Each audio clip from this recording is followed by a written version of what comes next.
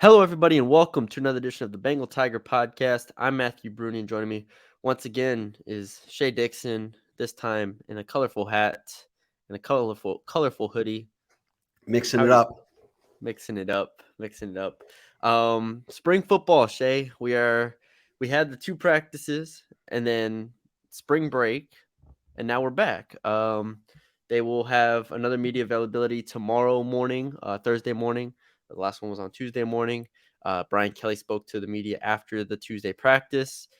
There will be no interviews or anything on Thursday. I believe on Saturday, though, is where we'll get some players and coaches and whatnot. So um, now you've been to two practices. We have some takeaways from Brian Kelly to talk about. Where do you want to start when we get into this spring football?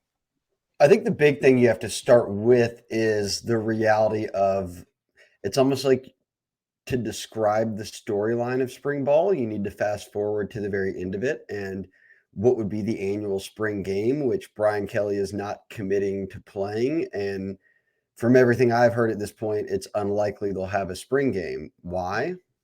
They don't have enough players that are healthy right now to fill out a roster for a spring game, meaning if they did anything, you could only go like an 7 on 7. offense versus a defense, and that's it. And everybody just plays on that one team.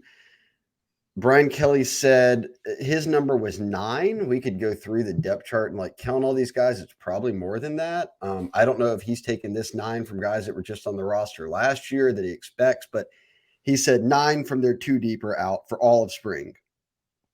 Armani Goodwin is the only one of those 9 that won't be back for summer workouts. His knee injury is going to keep him out until fall camp.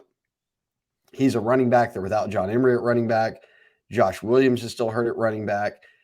But I look at what I've seen so far in practice, Matty B.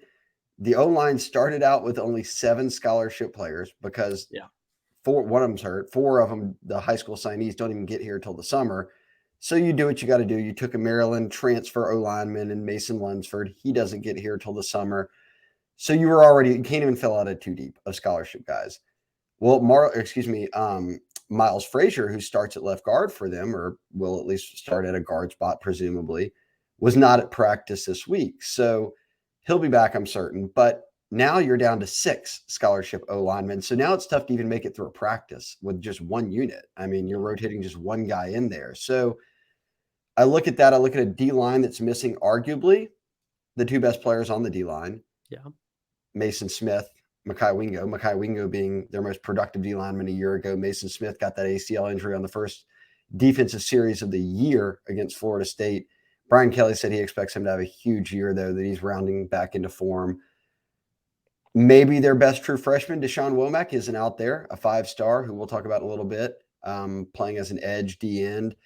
And then there's others. Deuce Chestnut, a transfer corner, isn't out there. They're missing some guys in the 2 deep at safety. And I say all that to say this: I feel like spring's not going to tell us a ton about what this team exactly is going to look like, but I do think spring can tell us a lot about how deep they are because a lot of guys who are going to be running first team and second team in the spring are more depth pieces for you in the fall. And I'll let you give your 2 cents there. I just feel like now for me, the spring is about okay, what can Noah Kane and Trey Holly give you at running back? What can these guys give you at corner? Because there's going to be everybody coming back or arriving to campus.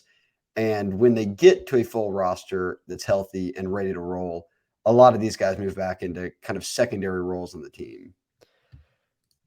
That I was gonna ask you because I was trying to think back to where we were last year at this time. Obviously, last year at this time was very different because the coaches were all new and everything was new. This year, there is stability going into it. There is an understanding from the freshmen to the seniors to the transfers. Everybody is on the same page here. With that being said, I'm trying to remember back to if like how the depth was last year, and I think at least on the line of scrimmage, it was more because they at least had those returners that were coming back from last year. This year, they take a big freshman class, which they should have done, which was good. They take a lot of transfers, and then after the grueling year that they had, where they played all those games, they have injuries that were built up that have people sidelined, like a Mekhi Wingo and guys like that. So I think you kind of laid it out really well. It's not going to be about seeing what this defensive line is going to be, um, in August. We're not going to learn that in March and April, but we will learn. We will see, and we'll get into this in a bit. Is like, what does Ovia Gofu look like? What does Jackson Howard look like? The specifics, the details, the individual players that can help this team build and grow as far as pieces, whether is starters or depth um, players. I think that's going to be what we're looking for this spring because, yeah, it is shallow. I mean, my other question is, do they not have does the SEC network not require a TV slot for an LSU spring game? I guess you can just get out of it and be like, yeah, we're not doing it. You I go mean, I think 7 on teams have 7 done that in for the 30 past. minutes. I I don't thought know how much interest they'd have in filming a practice and then airing it live on TV. that's what I'm curious about. So yeah, But I don't think Brian Kelly doesn't want the fans to be entertained or want SEC Network to have coverage. I think it's just the reality of, man, we were so low roster wise last year that dudes got beat up so bad that almost everyone had to have something cleaned up after the season, or we need to rest them. And with some transfers and signees not getting here until the summer, they're just sort of snake bit right now. So yeah. you kind of just got to work with what you got. Yeah, gonna have to treat it like the Pro Bowl. Just do flag football out there or a Ay, 7 on ay, 7 ay. or Daniels versus Nussmeier QB, who can throw it through the little holes in the thing. Um, but yeah, I think you kind of we were gonna get into. I don't know if we have the list of the 9 that are out. Obviously, Armani Goodwin's the only one that's out for till fall. I thought it was good news that he said they would get Deshaun Womack, and we'll talk about Deshaun Womack a little bit more. But a guy like Deshaun Womack being back for summer, I think was a good thing. Same thing with Mason Smith. I think he talked about him in the press conference. He'll be back for summer. Kai Wingo, same thing. Charles Turner, same thing. So those guys, knowing that they're going to be back for the summer, at least gives me hope that everything's, it's just precautionary for the most part in spring and getting them to 100%. Yeah, no, that's the goal, is to get everyone healthy for fall camp, not spring. And this is happening at a lot of spring balls around the country right now. And that's kind of just where LSU's at.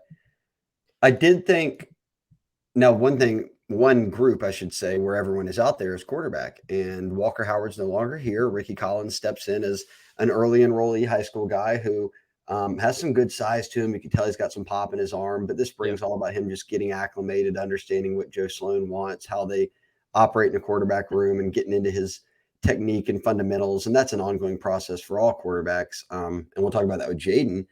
Nussmeier had a little bit of an injury, is what Brian Kelly said, but he hasn't missed any time, and he's throwing with them nonstop. He looks sharp. We know what Nussmeier can do, but we also know that Brian Kelly has said, hey, my starting quarterback entering the offseason is Jaden Daniels, because lo and behold, no shocker, he was my starting quarterback all season long for every game we just had. But he talked about him coming back, and I'm curious because you did a lot of our film breakdowns. Everyone listening watched all the games. But I feel like we can get lost sometimes in Jaden Daniels, and especially when you're in the season and people went through stretches of he's playing great versus stretches of he's not playing well at all. Well, he ends up setting a number of records and finishing right behind Burrow and a number of others for LSU's sort of statistical history. That's obviously great. And he's a true dual threat. He can run the ball. There ain't no doubt about that. Yeah. People say, okay, take these steps forward as a passer. And here's what Kelly said on Tuesday. We met with him after practice. He said he's talking about when Jaden decided to not go to the pros and come back. He said it started with physical development. How can we put together a plan for strength and conditioning? And then he said, look, we went back and re-recruited him and said, here's your comprehensive plan. And now I'll quote Kelly of what we're going to do in the weight room, how we're going to develop you physically, technically as a quarterback, all those pieces. He went in depth about, the VR training they have and ability to train year round and have all the kind of really good receivers here with him every day. And Jaden bought into that. And then he also said, look, we hooked him up with some contacts, and he went out to the West Coast and he threw with some, as Brian Kelly said, some other elite quarterbacks before spring ball. It was Bryce Young. It was CJ Stroud. A number of guys were out there who were NFL draft prospects and going through that. So Jaden sort of joined them as they do draft prep, but he's just prepping to come back for another year of college. So it seems to me that Jaden is taking this kind of head on of, hey, I want to have an NFL future. And obviously, to do that at a high level, I need to play well. And if I'm playing well, LSU is playing well, and I want to compete for a championship, and all those things come into factor here. How much of a jump can we expect? Because On3 went into the offseason and said Jaden Daniels is the best SEC quarterback coming back. I expect a significant jump. If nothing else, like what we can talk about Jaden Daniels improving, as a player from accuracy to arm strength to all the tangible things we can see Jaden Daniel improve on. I think the being comfortable in the system and being comfortable with your receivers is something that he was not in the first half of the year last year. You look at the Florida State game, and we go back to it all the time where he throws it to Kayshawn and Kayshawn wasn't looking for the ball. Whose fault was that? I don't know, but he now knows going into this year what he's looking for, who he's looking for, who's looking for the ball, what Denbrock's going to call, what Kelly's going to call, what they want from him, what Joe Sloan wants from him, what he's getting from the offensive line. Let's remember where this team was from an offensive line standpoint last year in the fall. They were not in a good spot. He didn't even know who the center was going to be. He didn't know where the snap was coming from. Again, the center may change over this offseason as well, but like left guard, left tackle, like all of that stuff was changing. And he entered SEC play. I mean, really, that's why we said last year, it's like all of this was going on around him. All of the changes were going on around him, and he wasn't comfortable. So what did he do? He tucked the football and ran, and he did what he's done probably his whole life, which is make something happen with his legs. And as a result, he won a lot of games for this team. Now, I expect him to be more comfortable, and as a result, the pass game to come along significantly this year. If it doesn't improve significantly, and not again, I don't think he was bad as a passer last year, but like you said, there were games where it was up and down. It was up and down. I expect it to be better, and if it is not better, I would anticipate there being games where Nussmeier slides in there every now and then. That's the pressure that's now being applied, but I think Daniels is in a good spot going into it. Be interesting to see. They're in a great spot, and obviously if they can hold Nussmeier through the spring and there's no transfer portal, not that we expect it. Yeah. This really sets up well for the future. But good to see your starting quarterback out there really putting in the work, going to California, coming back, going through all this training that Kelly talked about. It's what you want to hear, and that's sort of what the offense is about, or off season is about, making those strides. So we'll keep you guys updated on Jaden and Garrett and how Ricky's coming along. But did just want to touch on that because Kelly talked about it a good bit this week. I'll offer you up this. I want to talk about defense for a second. Good. I know one of their best players on defense last year was B.J. Ojulari, and he was their edge rusher. There were times where he played some D end, and Harold Perkins was the edge rusher, and it really just still like that meant Ali Gay was coming off the field. Like B.J. Ojulari was always their guy, and he put up good numbers over recent years. He wore number 18 as the leader, team captain. Like he was just such a crucial piece to the team. I went out to watch practice this week, and John Jancic, who was an analyst previously, now he's full-time. He's taken over the Jack linebackers as well as coordinating special teams, but he worked with the Jack linebackers during practice when we were able to be there and watch. And with no Deshaun Womack, who is their 5-star high school signee, who, again, a stand-up edge rusher, is a guy built much like B.J. Ojulari, who's probably in the 230s to 240s.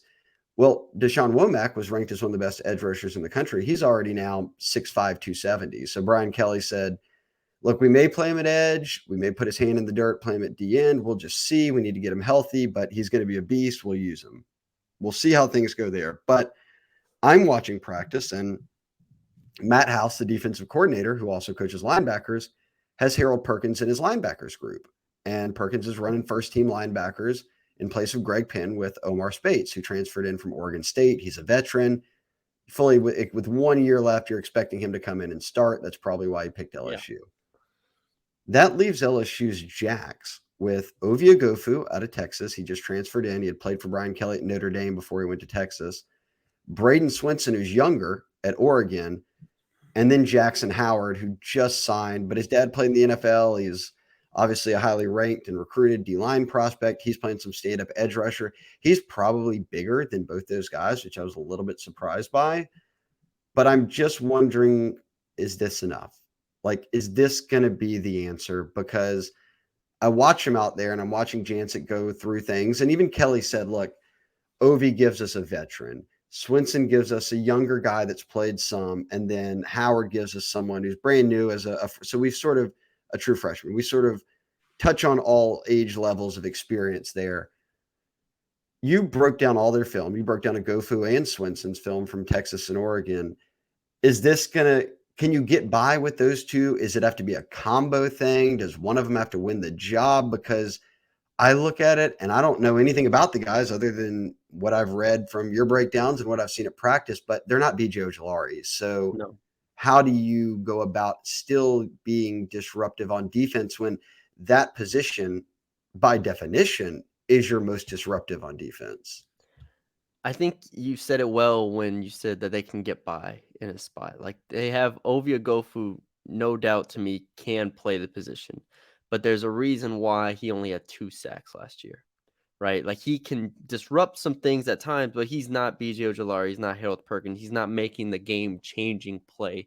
I mean, if you go back and watch the game against Alabama, game against Kansas State, he was present in those games and he, you know, pushed the pocket, did a lot of good things there, but he wasn't BJ Ojolari. You know, he wasn't making the groundbreaking plays. Braden Swinson, I mean, he's a good athlete. I think he's going to do well, but he, you know, he didn't do a ton at Oregon. So you have him who's unproven, Ovia Gofu, who's kind of the safe option there. Remember when we were previewing, I think we previewed the linebacker, the front seven, and I was like, I wouldn't be surprised if Harold Perkins played middle linebacker the entire spring and then they just stuck him at Jack during the season. I think it's starting to feel like, not saying he's going to play full time Jack, but it's starting to feel like he's going to be on the edge a lot more, even though during spring he's playing middle linebacker. Like this is exactly what I laid out 3 weeks ago. I was like, they're going to play him at middle linebacker because that's the long-term plan. But once the season kicks off, once you get to Florida State week 1, if Ovia Gofu and Braden Swinson are not game-changing players, you have to have Harold Perkins in that position. To me, you have to have a guy that can change the game because you're going to have Mason Smith, you're going to have Mekhi Wingo. The defensive end spot, you know, is up in the air. Whoever it is, Quincy Wiggins, Savion Jones, Tashawn Womack. Those are all great options. Yeah, great options there. But you need a jack linebacker that can mess things up. And as much as I like Agofu and Swinson, Harold Perkins, we know what kind of player that is. So again, that's kind of where I'm going towards right now is like Harold Perkins is playing a lot of middle linebacker. Am I worried about the jack? Not really, because they can easily just shuffle him back there if they need to. I think the solution to that would have to be that Matt House feels good enough about Greg Penn, Spates, and then the Yeah, 2 Weeks brothers. good Because point. if you're too deep at linebacker, not including Perkins, makes you feel good, then you're going to go with it. And maybe that's the most interesting piece to this is the person who gets to decide is the defensive coordinator, and he's also the linebackers coach. So Mm-hmm. he's going to have a good feel for what they need and what they have at linebacker versus what they can have at Jack. It'll be interesting. Yeah. That's an early storyline for me is replacing BJ Ojolari, especially without seeing Womack out there and now knowing Womack could be a D end. I mean, Which Womack's again almost isn't you just it's want Womack out there. I don't really care yeah, where he it's funny plays. because I used to think Quincy Wiggins was like, dang, he's a monster. I mean, he's 6'6", 265, and now Womack is 6'5", 270. Right. Just the And same both thing. both those guys could have been stand-up edge rushers until you realize like they've just got such great frames and athleticism Yeah, that they can put up 270 pounds and still run. So monsters. look, Brian Kelly didn't rule it out. He said we could play some edge for Womack. We could put him hand in the dirt D end. With Savion, Quincy, and Womack, those are some pretty good D ends. You're bringing back Mason Smith. You're bringing back Mekhi Wingo. You've got Guillory, and then a wave of transfers. I mean, Justin Jefferson and Paris Shand and a number of others that could obviously get in there, Jalen Lee. So I like their depth on the D line. I just don't know how it's going to shuffle out yet. It's funny that defensive end spot, obviously, you know, Womack 5-star, and then Wiggins was a Uh, 5-star. Wiggins Oh, 5-star. Savion Jones was a 5-star That's on what 3. I was saying. You have 3 5-star defensive ends there. All at the exact same position. It's not like you're playing 2 of them on each side either. This is That not is a nasty. 4-3. Yeah, that's nasty It it's a storyline, so we'll continue to monitor it. for sure. Here's a storyline, and we finally got an update on it. Denver Harris, who it's just wild to think about this. Okay, so if you don't know the Denver Harris backstory, played at North Shore in Houston, which is a big time school. Obviously, they win a lot of Yeah. districts and go to state titles and have won some state titles. LSU's gotten some guys, Caleb on Chason, Eric Monroe, others out of North Shore. They've got some ties. Some coaches at North Shore went to LSU, so they're always recruiting there. Well, they were heavy on Denver Harris. He ends up not going to LSU. He goes to A&M. He got suspended. Let me bring this up because this is such a good stat. He got suspended for the opening game against Miami last year. He's a true freshman this past season. Gets suspended for the opening game because he missed curfew, him and some other guys on the team. So doesn't play in that one, then comes back and plays half the season. Well, about a little more than halfway through the season, he gets into a locker room incident, and him and a number of other guys are now indefinitely suspended from the team. He ends up not playing anymore, and then he enters a portal. So Yeah. you're caught up on Brian Kelly having to weigh, do we take a freshman who is a 5-star great player, but he's also spent half the season being suspended from his team at another SEC school? So they asked about, so I can't remember, someone did in the media session, asked about Denver Harris going and taking him. And he said, and I'll paraphrase some of this, but he just said, we did a lot of research. It wasn't just, hey, here's a great player. We had to felt like it fit. And we did our due diligence. He said there were a lot of meetings with his family, all these in person, then a lot on the phone. He said a lot of people came and to Kelly and to Matt House and spoke on Denver's behalf. And he also, which I thought was the important part here, Matty B, because how Brian Kelly was talking, if Denver Harris would have been up to take a year ago in the portal and joined the team right away, I don't think he would have taken him. Yeah. But his quotes were, we felt the culture we built after this first year that Denver could make it here. He said, the culture is so strong right now in the locker room. And then went on to just say, look, and Denver realizes he's got to make it. This is his second chance because of his circumstances and because of our culture. This is his last chance at an SEC opportunity. And we think it's worth the risk because he's a really good player, and we think that he'll fit into our locker room and fall in line. And Brian Kelly said, so far, so good. How good of a player is he? Well, when he wasn't suspended last year, he played 211 snaps, gave up 4 completions for just 28 yards. And on those 4 catches, only one of them went for yards after the catch, and that went for 1 yard. So we were talking about a straight up lockdown corner. He was on three's midseason freshman All-American list for the only time he played college football. Yeah. I think Pro Football had him really high as well, somewhere that I don't have the details up, but that's what we were wondering. That's what the questions were, because this wasn't a one-time thing with Denver Harris. This was multiple instances. In high school, I believe he was in trouble as well. But I think Brian Kelly said it best when it's like, this is his last chance to make it at an SEC school.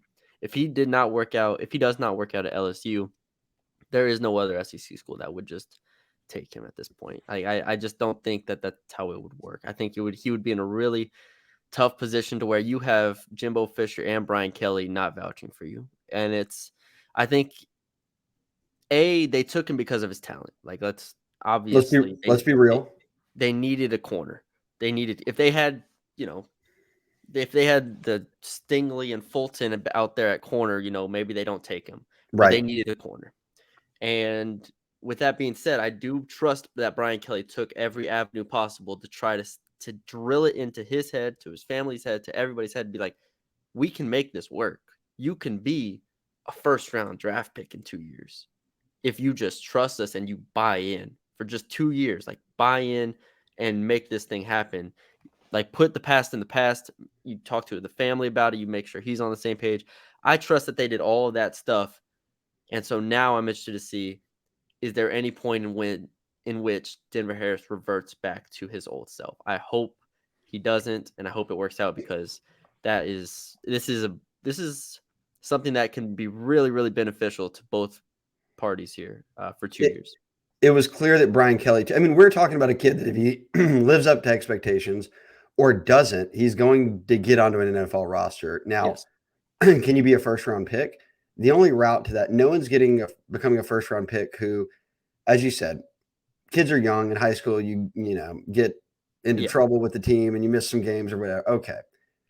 But then if you follow that up by going, because he's going to be a guy who has the chance to leave college after 3 years. If your resume is, oh, I played for 3 colleges in 3 years and 2 of them I was dismissed from, basically. And as you noted, Jimbo Fisher and Brian Kelly, two of the most well known, respected coaches out there, aren't going to vouch for you. That's not good.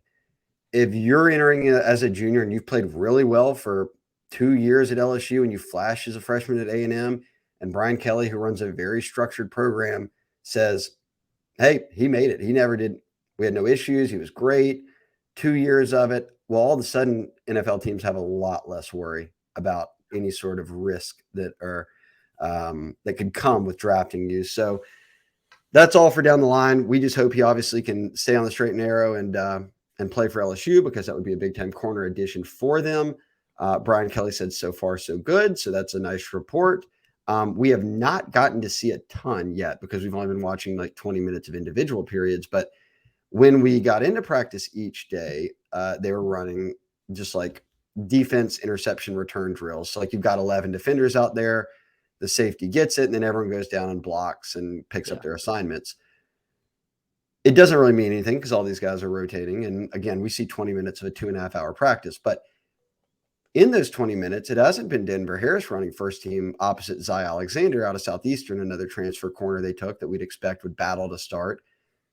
But it's been true freshman Javian Toviano. And I know you were high on Toviano coming out of Texas.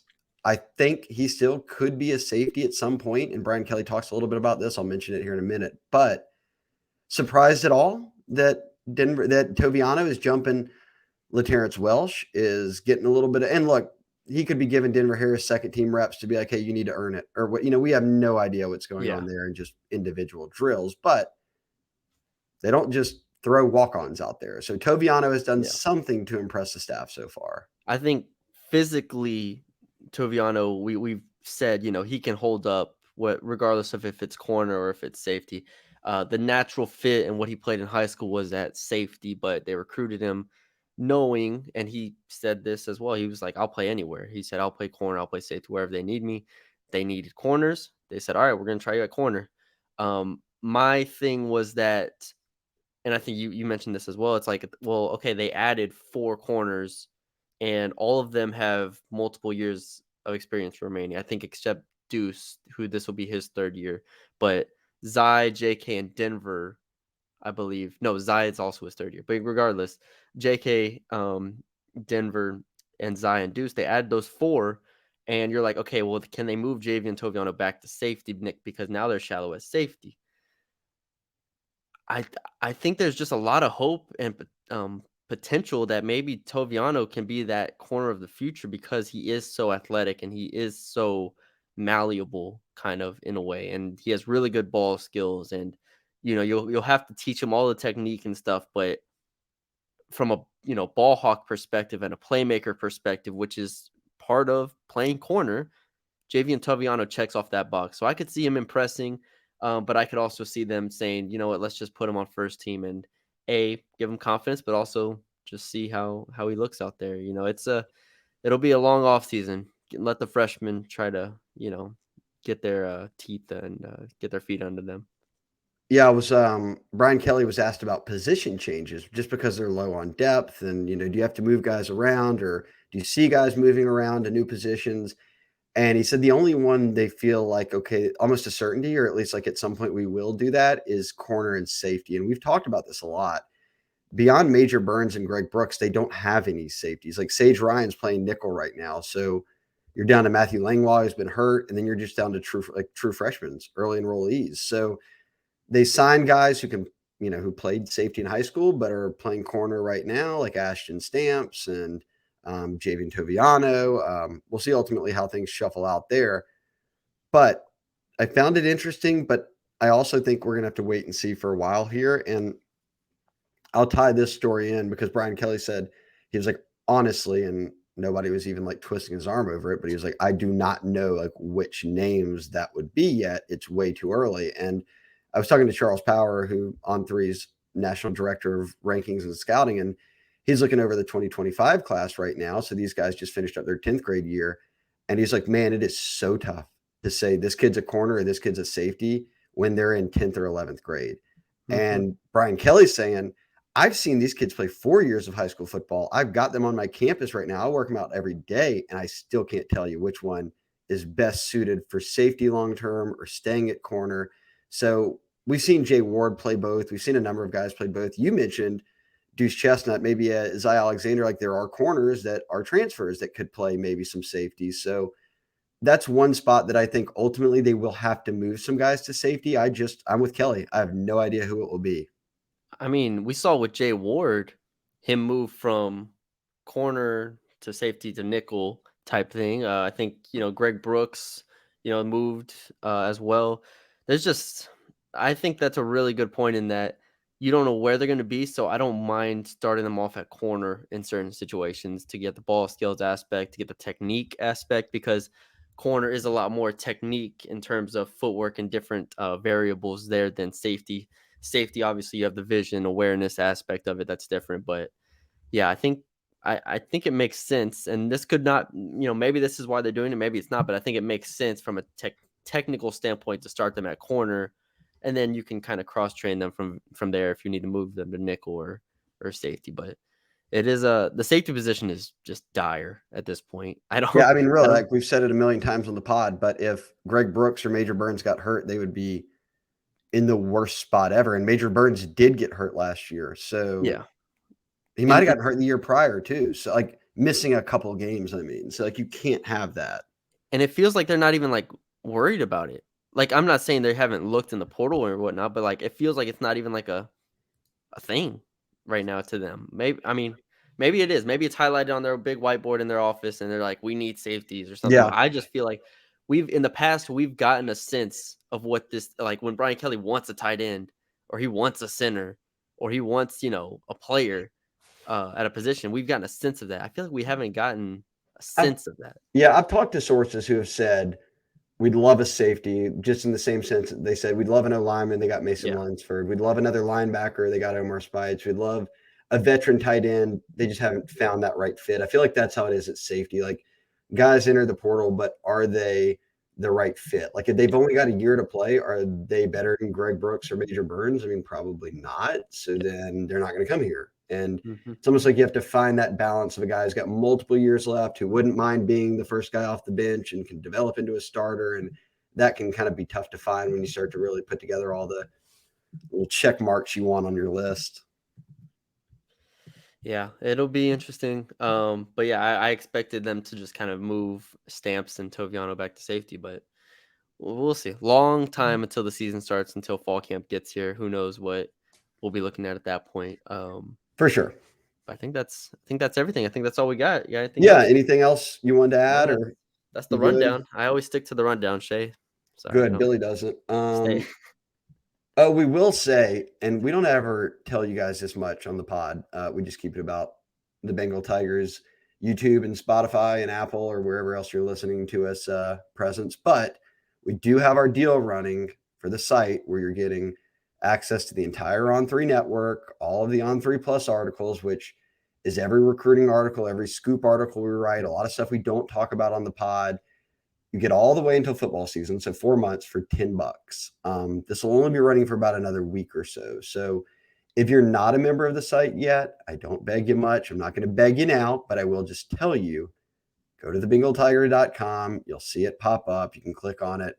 4 months, $10, and you get the free hat, Matty B.